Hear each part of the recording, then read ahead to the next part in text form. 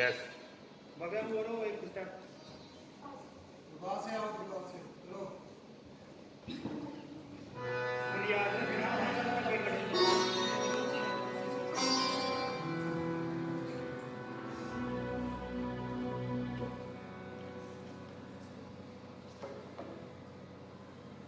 महर्षि का ये आवाहन, ये पुकार, ये ललक, ये साथ देशवासियों के उर में निनादित कर गई। ये ज्योतिर्मय निनाद ओ सन्यासी योद्धा दयानंद चल पड़े क्रांति की लौ जगाने नगर नगर डगर डगर कानपुर मिर्जापुर फर्रुखाबाद इलाहाबाद और तदुपरांत जा पहुंचे विश्वनाथ नगरी काशी, जहाँ वीरांगना लक्ष्मी बाई स्वाधीनता की विजय यात्रा प्रारंभ करने से पूर्व ऋषि से शुभ आशीष प्राप्त करने आ पहुंची थी।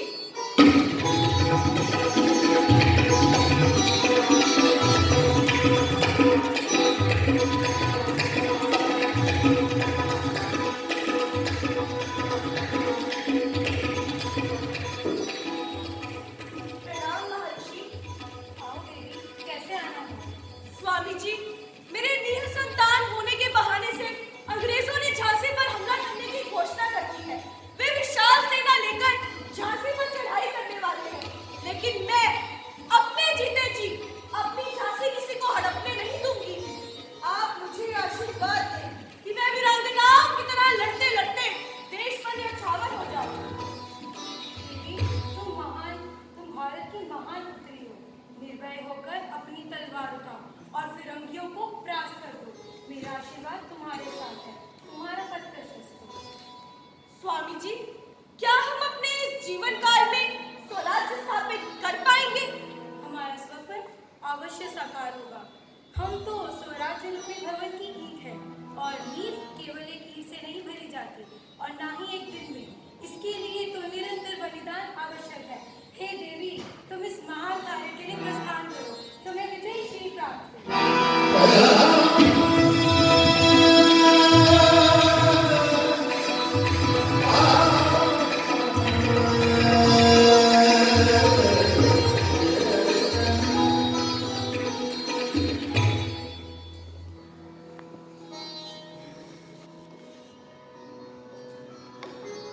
महर्षि दयानंद के जीवन का पल पल स्वतंत्रता अभियान को समर्पित था।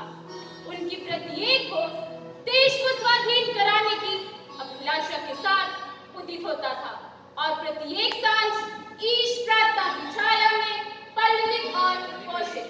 आइए आपको मैं स्वामी दयानंद जी की इसी अद्वितीय आकांक्षा के दर्शन कराऊं। भारतीय इतिहास के पन्नों पर अंकित इस स्वर्णिम प्रसंग से मार्च सन 1873, स्थान कलकत्ता, समय प्रातःकाल। लॉर्ड ब्रूक से मिलने आ पहुंचे पादरी। आजकल उस ऋषि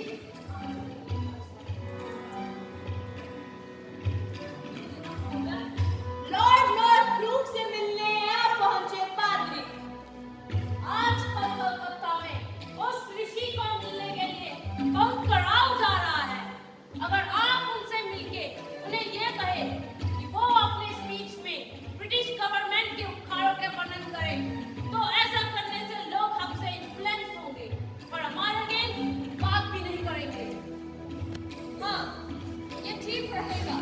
इससे हमारी सरकार लोगों पे और पॉपुलर होगी। मैं आज ही उनसे मिलता हूँ।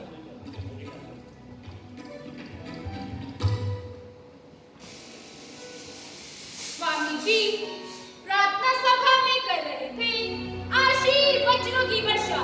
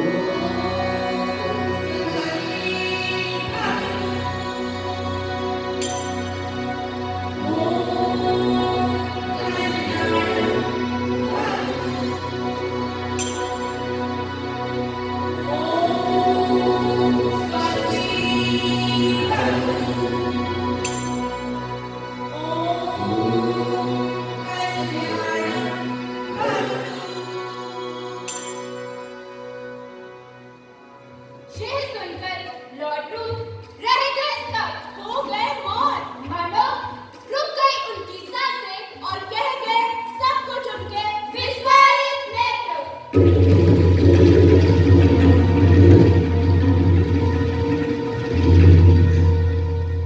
बागी फकीर हमारे लिए बड़ा खतरा बन सकता है। ये तो हमारी गवर्नमेंट को उलटने की कॉन्स्पिरेसी कर रहा है। इस पर कड़ी नजर रखना होगा। मैं आज ही इन एक्टिविटीज की रिपोर्ट लंदन इंडिया ऑफिस को भेजता हूँ।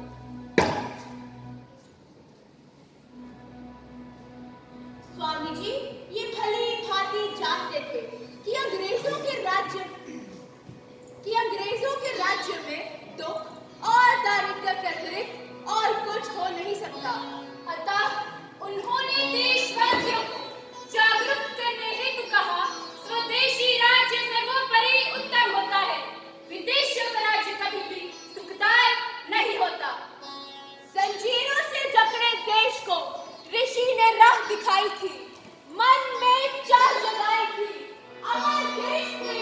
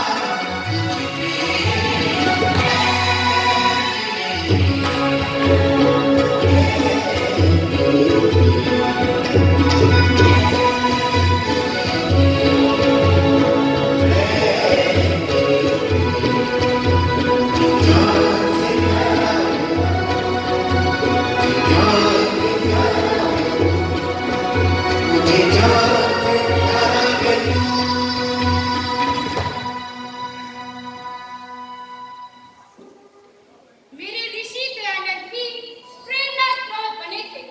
दादा भाई नौरोजी, श्याम जी कृष्ण वर्मा, वीर सावरकर, लाला लाजपत राय, सरदार भगत सिंह, अशफाकुल्लाह खां, सरीखे देशभक्तों के जो देश पे जान लुटा गए, ये कहते कहते वतन हमेशा रहे शाद काम और आजाद, हमारा क्या, हम रहे या ना रहे। मेरे देशवासियों, वह यादगारी दौर था जब एक भगवाधारी सन्यासी एक और भारतीय जनमानस को पराधीनता से मुक्ति दिलाने हेतु डट गया था, और दूसरी ओर वह वन वर्ग जाति धर्म के आडंबरों से ग्रस्त देश का उद्धार करने के लिए जुट गए थे, जिसकी घोषणा आकाश में गूंजते स्वर कर रहे थे।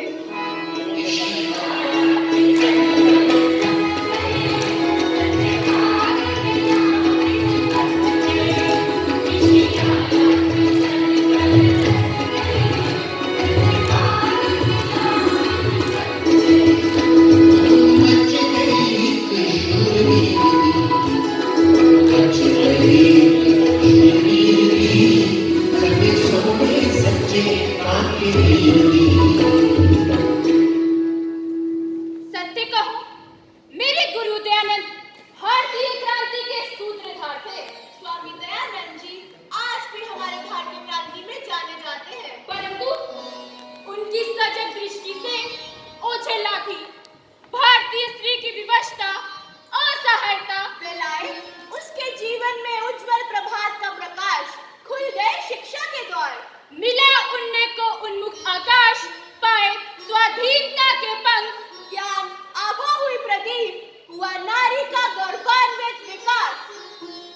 लेकिन आज हम नारी की गौरव गरिमा को फिर मिट्टी में रौंद रहे हैं, नित्य दहेज की आग में झोंक रहे हैं, बलात्कारों के गर्त में धकेल रहे हैं। क्या कहूँ, जीवन की यही विडंबना है। आज हमारी नियति बन गई है आतंक, विद्रोह, षड्यंत्र और विस्फोट।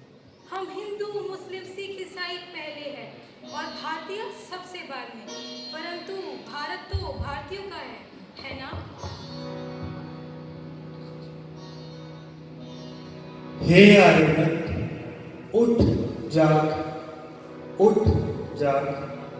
नए युग में प्रवेश कर इस दिव्य संकल्प के साथ वयम राष्ट्र जागृयाम, वयम राष्ट्र जागृयाम।